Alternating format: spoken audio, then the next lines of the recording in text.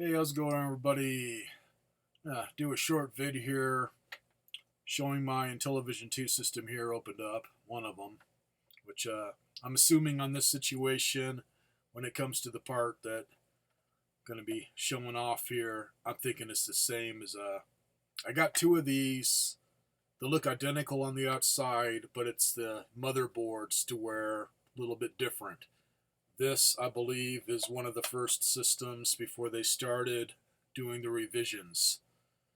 Which this one of those revisions, I think was after the fact, is one of the chips literally has a row of resistors on one side and then I guess one or two resistors on the other side, literally soldered to the legs.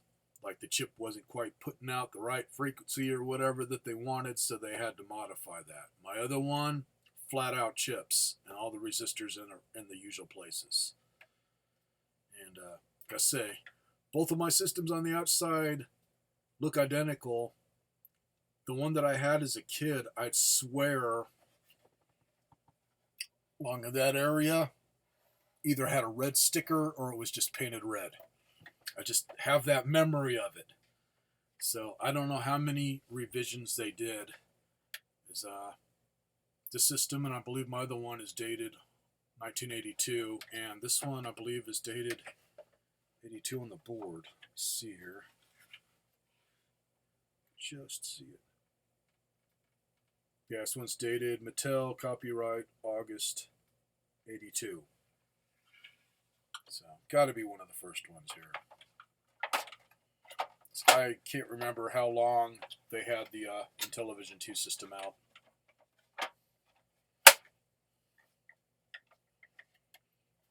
Otherwise, problem my friend is having is the usual crappy RF signal.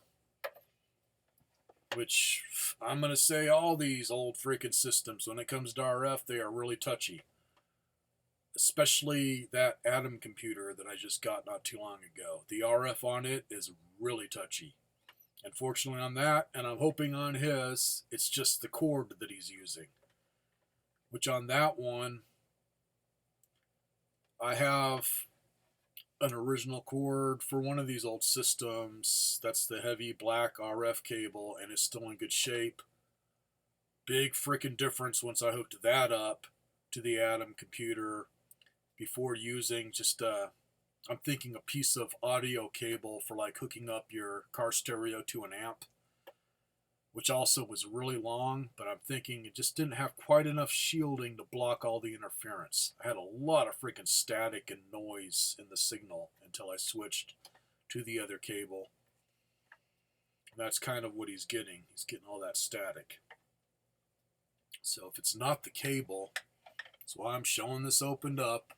I didn't just take the top off here. I also took the cover off the RF box inside, but I've never had it happen on one of these. In fact, since living here and collecting, I've been collecting for over 10 years. I've only had one of the Model 1 Intellivisions to where that got loose. It's just stuck in there, kind of crimped. And then on the inside of it, they'll put a little bit of solder around it just to seal it up good and also make for that ground signal or whatever. So the outside of that is like positive and then the center negative or whatever you want to call it there. So anyways, if that's come loose, you could have some major problems. Is where the hole is that post goes into, sticks out inside and gets flattened out on that little metal tube, and it is connected to a resistor. So what can happen is if that gets twisted from just trying to get that cable loose, which it's something I did as a kid. I'm surprised I didn't break my old one that way. But if you get that thing to rotate, you'll snap it right off of that, or just get it loose enough to where sometimes it's making contact, sometimes it's not, if it's just the solder connection that broke. Which, if it's that, let's hope it's just the solder connection, man. You don't want to have that resistor get destroyed. I didn't realize how crowded it was in that little freaking metal box with the parts. You'd have a bitch of a time trying to get that resistor out and replaced. And I don't even know if you can do it from this side. Is you got the main motherboard, and then the RF box, it's got everything in it, has its own little circuit board that's raised up. So that might be something where you'd have to remove that, flip it over, or take out everything in it. It could be a real pain. So let's hope it's something easy. Another thing could be the channel select switch is making bad contact. It just needs to be cleaned, which as usual when I open this up, it's in a little plastic box type thing where you'd have to bust the top off of it as it's glued on to get at the inside guts to clean it. But I found sometimes on what I use, you can just spray the little thing like crazy from this end, and just while you're spraying it, move it back and forth occasionally, and enough of that to get in there to maybe clean it up. Anyways, what I use for that is CRC QD electronic cleaner. And this is the red and white can. You want to make sure you have this if you're going to use it on your game systems. This is the one that is plastic safe. This company makes a lot of different cleaners, and if you get the wrong one, it can corrode plastic, as in eat through it. In fact, I think my other can that I use on my old electromagnetic pinball machine, I think that is a blue and white can, a red and blue. Taller can also, as it sprays harder. That, yeah. I tried it once on some plastic. Fortunately, it wasn't anything that was a big deal, and it started kind of just getting it all gummy.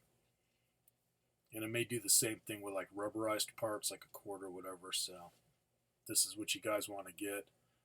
And it also works really great like on Ataris or any systems where the game cartridge isn't making good contact, so you can spray the inside of the cartridge slot and then the pinouts on the game and plug it in there while it's still wet, as this dries real fast. And it's gotten a lot of my old Ataris up and running. Same thing on those switches. I use this a lot to get Atari switches on the 2600s working again. So, good stuff. Been around for a long freaking time. I don't know how long my dad's used it. I just always remembered him having a can of this stuff anytime he was working on electrical things. And I think at Walmart, unless the price has gone up, I think it was like $4.98 or something. So not too expensive, and you get this straw with it, so it sprays like WD-40. So you just give it little squirts. Don't just go crazy with it. You don't need to. One little squirt can clean a lot. So you can really make that can of it last quite a while. So on opening this, for anybody that hasn't, all you're dealing with, if you're just going to take the top off and look inside to just eyeball it and see if there's any problems, screw there, and then there's a hinge, and there's a hinge. So take out the screws, flip it upright, and then from the front, just grab it here and tip it back. And they are pretty strong hinges. Just don't, if it doesn't want to come apart, don't force it. But just doing it that way, it comes right off. And also, this one and my other one, I've replaced all the capacitors. So normally this large one here would be one that's going sideways, where it's got the lead on each end. This one is one of those large capacitors with two leads on one end, so I just had to put it in weird, and it just fit. Otherwise, hopefully, I've got enough lighting here so I can point out where that little resistor is. Try to see some here. Nope, okay, it is separated. Like I say, man, I hope your system doesn't have this problem, dude. It's just the more I look at this, it would give you a freaking migraine.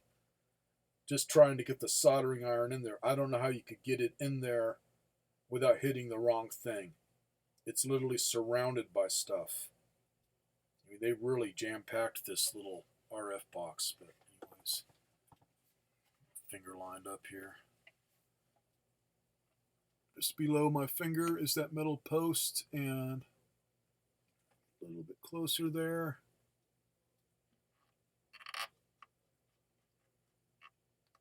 Let's say right tip of my fingernail is where the resistor is soldered on. And then just below my fingernail is the top of the resistor. Is instead of laying flat, it's sticking straight in, and then they just bent it to go onto that. And there's also, yeah, it's like a little tiny piece of rubberized tubing going over it to keep it from hitting anything, because it's really packed in there tight with all the other circuits.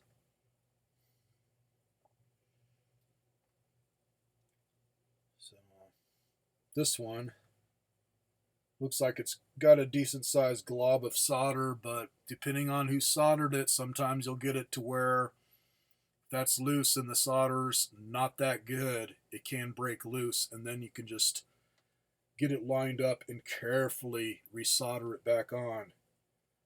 But if it's to where it's been twisted a bit, to where it's yanking on that resistor, there could be cracks in it or whatever. Which fortunately, system is still putting out a signal, so there's a chance to where it may just need to have some solder to hold that in place. Which on that, let's see, harder to show there. Now it kind of shows up. You can see where it sticks through there. Yeah, I'm not getting a good reflection there, but mostly to the top there, just around where it's fastened to the metal box. They've kind of just smeared solder around on top to seal it. That's something that could break free also if it's rotating. So once you open it up and plug in your cord, and just don't go crazy with it, but just jiggle it just a little bit, like she said, and see if anything moves. Otherwise, out of all my game systems, other than anything major like that, like putting in all the friggin' capacitors and stuff here, that was easy.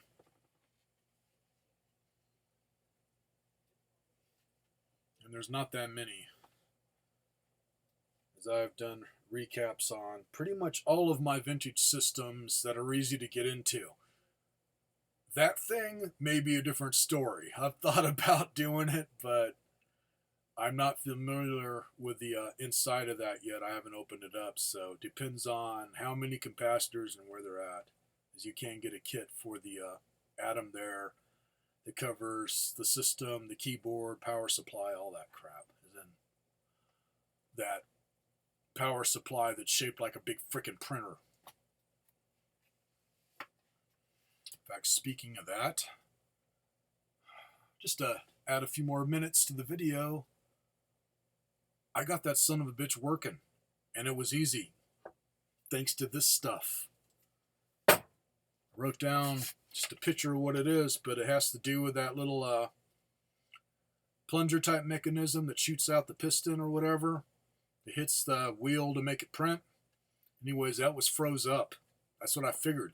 It was froze up because the thing was moving back and forth, and it was making a noise like it was trying, but it wasn't quite shooting out that piston far enough to hit it. So anyways, that's what it looks like, kind of, sort of.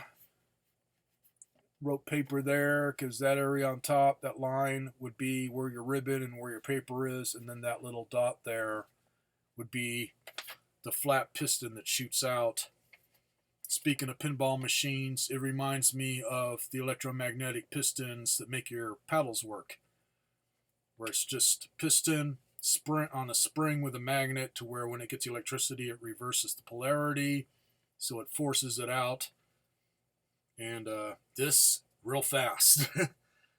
I had to get it just at the right angle once I plugged it all in after cleaning it to see if it was working without paper in it, because it's real fast. If you get it just right, you can catch the reflection of the movement. So what I did was I sprayed the hell out of it where that is, and I've got a Swiss Army knife that's got pliers on it, so I just gradually started pulling that piston out as it was in there pretty tight, and it finally freed up. So I got it all sprayed off, but not quite all the way out. It was still wanting to be a problem. So on the end of it, that dot there is a hole in the back of that cylinder,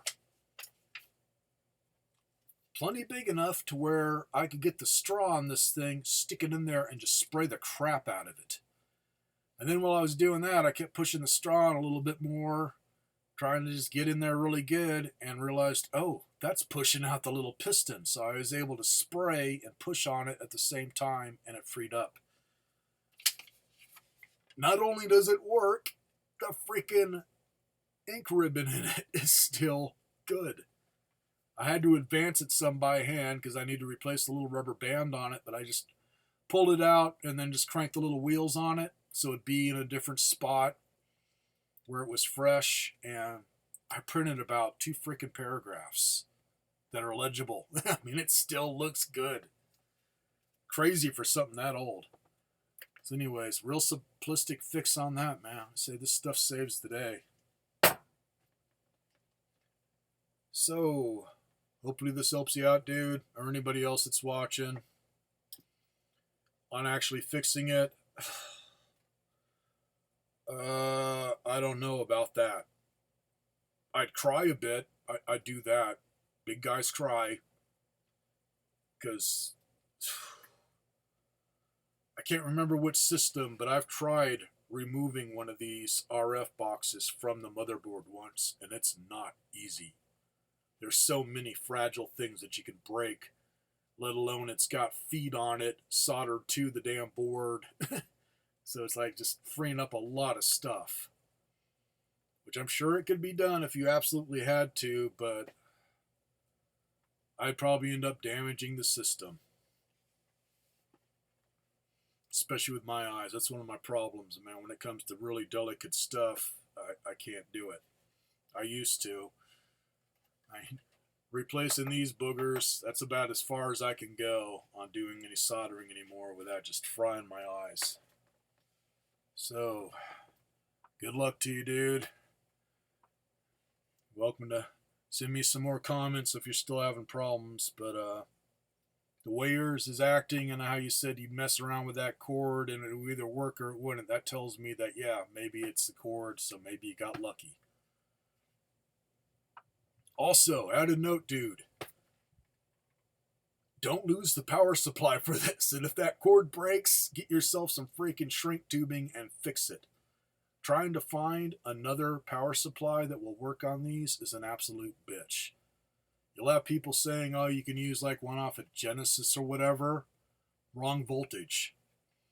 You got to have the proper voltage on these or you can really screw them up bad. And this power supply is like 16 or 17 volt. It's a really odd voltage. I was able to find one at Goodwill a while back that happened to work, same voltage. And for the life of me, I don't know what the hell it was for. I just got really, really lucky.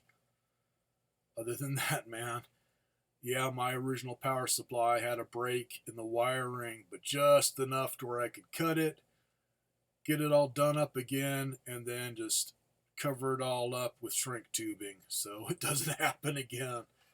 But yeah, and I think buying one online, they're not cheap anymore. It's about the weirdest game system I've had other than like a ColecoVision when it comes to power supplies being hard to find. So, catch y'all later. I am really fried. It got up to 111 today, man. Which, going outside, about the only way you can just take away that feeling is just set yourself on fire. It takes the edge off. I freaking loathe Arizona. It's just, God. And it's going to be that way for the next few days, so I want to try and do another videos and show off my little freaking mini Mac. That's the British version, mini Mac. Or Austin Powers version of it. Otherwise, my Mac Mini. But I've hardly been in this room and I'm already starting to feel sweaty. All I have is the ceiling fan. The air conditioner just doesn't quite reach this room. It's just got one of those window air conditioners in the living room. It's just when it's that hot out, man, that thing just really has to push itself to cool things down. So I'll have another vid up soon enough. So once again, catch you guys later.